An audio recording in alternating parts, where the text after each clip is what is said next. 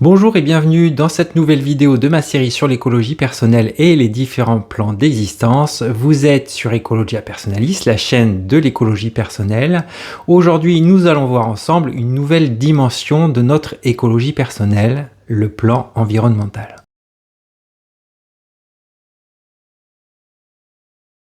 Dans cette vidéo, nous allons voir les influences qu'a l'environnement sur notre bien-être. Nous allons également découvrir comment préserver cet environnement pour qu'il nous permette de retrouver une harmonie du corps, du cœur et de l'esprit. Pour commencer, définissons ce qu'est le plan environnemental en écologie personnelle. Pour faire simple, c'est l'ensemble des éléments naturels qui nous entourent, aussi bien l'air, l'eau, la terre, les forêts, les animaux, etc. Et pour faire bref, c'est tout simplement le lien avec Mère Nature, ou plus clairement, le lien qu'on a avec la vie. Il est donc clair qu'il faut prendre en compte ce plan environnemental en écologie personnelle, car il nous permet de prendre conscience du lien profond avec la nature, de comprendre également notre place au sein de cette nature, et également l'impact qu'on peut avoir sur cette nature, pour au final prendre conscience qu'on doit respecter cette nature et la planète. En somme, nous allons explorer comment réduire notre empreinte écologique, consommer de manière raisonnable, soutenir des initiatives écologiques et comment nous reconnecter à la nature pour cultiver notre propre bien-être et notre épanouissement.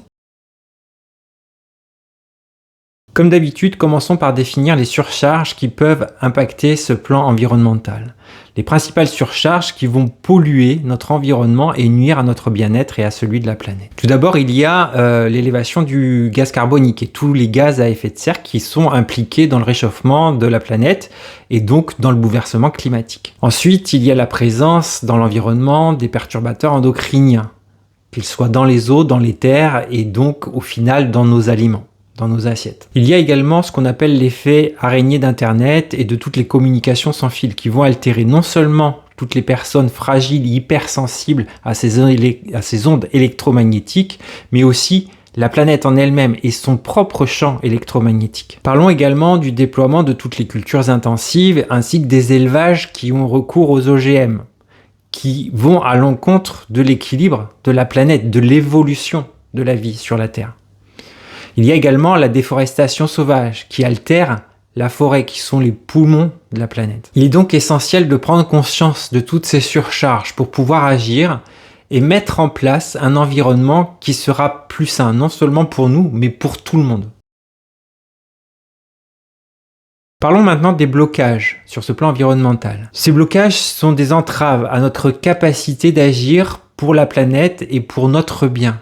Ils nous enferment dans des schémas de pensée et de comportement qui nous détruisent, nous et la planète. Tout d'abord, il y a le déni, qui nous pousse à ignorer les problèmes environnementaux et à minimiser leur impact. Il y a également l'indifférence, qui nous rend insensibles à la souffrance de la nature et aux conséquences de nos actes. Il y a également le manque d'information, qui nous empêche de comprendre tout ce qui est réellement en jeu et qui nous empêche de faire des choix éclairés. Le sentiment d'impuissance, lui, nous fait croire que nous ne pouvons rien changer et nous décourage même avant d'agir. Pour ce qui est de nos habitudes de consommation non durables, elles vont contribuer à l'épuisement des ressources naturelles et à la pollution. Notre manque d'engagement politique va nous empêcher de faire pression sur les décideurs et de défendre l'environnement comme il le faudrait. Le court-termisme, c'est la vision que nous avons qui nous pousse à privilégier les bénéfices immédiats au détriment de l'avenir de la planète. Une fois qu'on a identifié et levé tous ces blocages, on peut commencer à mettre en place un environnement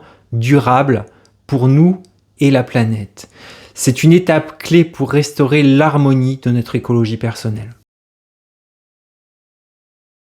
Maintenant que nous avons vu les surcharges et les blocages sur ce plan environnemental, voyons quels outils, les émonctoires, nous pouvons utiliser sur ce plan. Premièrement, participer au développement d'une conscience collective en partenariat avec notre planète. On pourra également participer à des actions engagées pour la préservation du milieu, le partage des ressources, les énergies propres et renouvelables, etc. On pourra également militer activement pour multiplier les associations ou les réseaux qui vont permettre de faire prendre conscience et de changer les comportements. On pourra devenir un relais d'information via la parole, directement avec nos amis, notre famille ou avec les voisins, ou plus spécifiquement avec les médias, sur les réseaux sociaux par exemple. On pourra également remettre en question l'habitation dans laquelle on vit.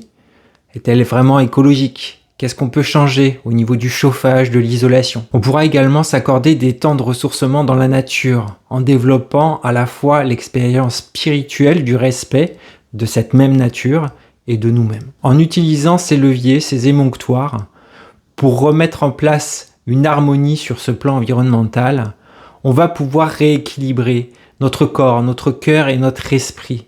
Non pas seulement pour nous, ni pour les autres, mais pour toutes les générations futures. Voilà ce qu'on pouvait dire sur ce plan environnemental, mais comme d'habitude, il y aurait bien plus à ajouter. Donc n'hésitez pas à lancer les discussions ou à poser vos questions en commentaire, ils sont là pour ça, je serai ravi de vous lire et de vous répondre. En attendant, si vous voulez ne pas louper les prochaines vidéos sur l'écologie personnelle et sur les différents plans d'existence, n'hésitez pas à vous abonner et à activer la cloche pour recevoir les notifications. Je vous remercie du fond du cœur d'avoir suivi cette vidéo et je vous dis à très vite sur Ecologia Personalis.